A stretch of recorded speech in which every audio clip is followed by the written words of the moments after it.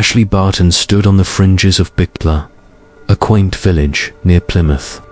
Its stone walls weathered by centuries of Devon rain and its windows gazing out over rolling fields.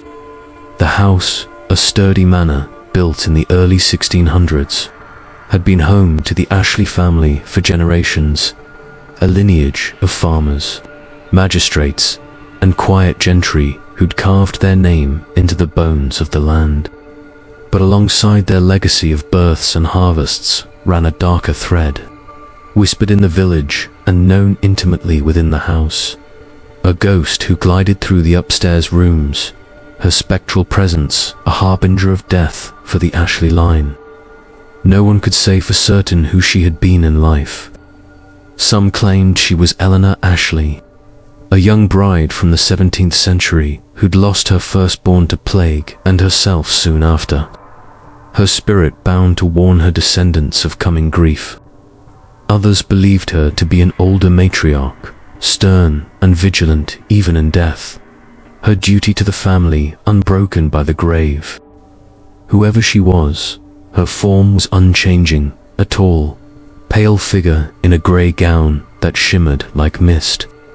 Her face obscured but her movements deliberate as she drifted through the upper corridors of Ashleigh Barton.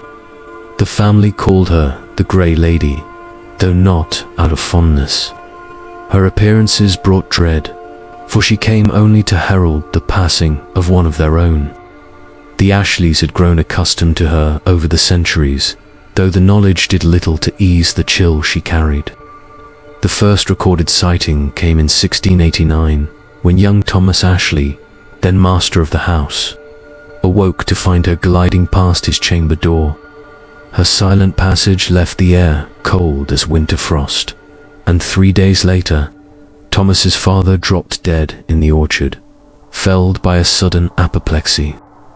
In 1743, the Grey Lady appeared again, her ghostly form drifting toward the nursery, and within a week, the youngest Ashleigh daughter succumbed to fever. By the 19th century, the family had learned to brace themselves when the creak of floorboards or a sudden draft signaled her presence. "She's walking again," they'd whisper, counting the days until sorrow struck. In the autumn of 1892, Emily Ashleigh, a young mother newly wed into the family, experienced the Grey Lady firsthand.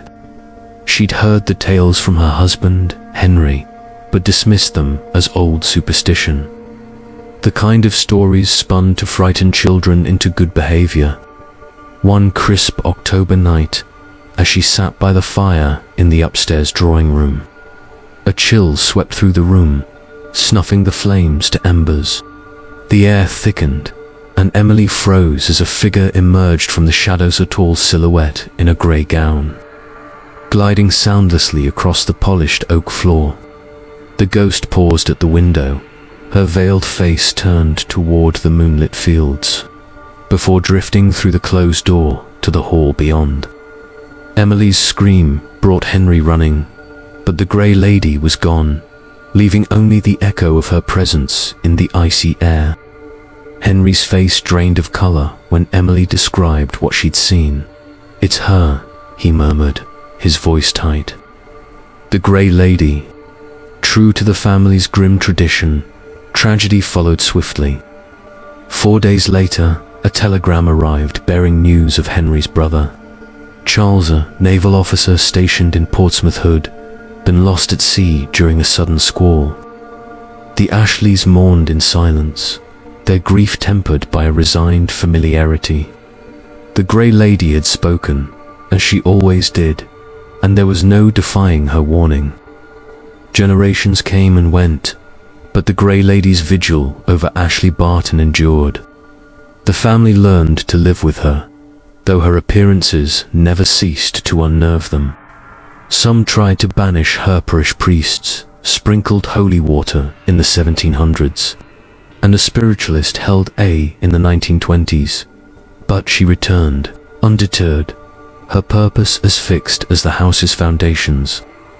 To the Ashleighs, she became both curse and sentinel, a reminder of their fragility and the ties that bound them across the veil of death. Even as the 20th century brought motorcars and electric lights to Bickleigh, the upstairs rooms of Ashleigh Barton remained her domain, her grey form gliding through the shadows whenever fate turned its gaze upon the family. The villagers, too, kept their distance when dusk fell, their whispers tinged with awe and fear. "She's walking tonight," they'd say, glimpsing a faint light in the manor's upper windows, a light no lamp could cast. And though the Ashleighs carried on, their lives marked by the inevitable rhythm of her warnings, they could never escape the weight of her presence, a ghost who watched over them, not with love, but with the cold certainty of death's approach. Many thanks for treading this tale's dark path.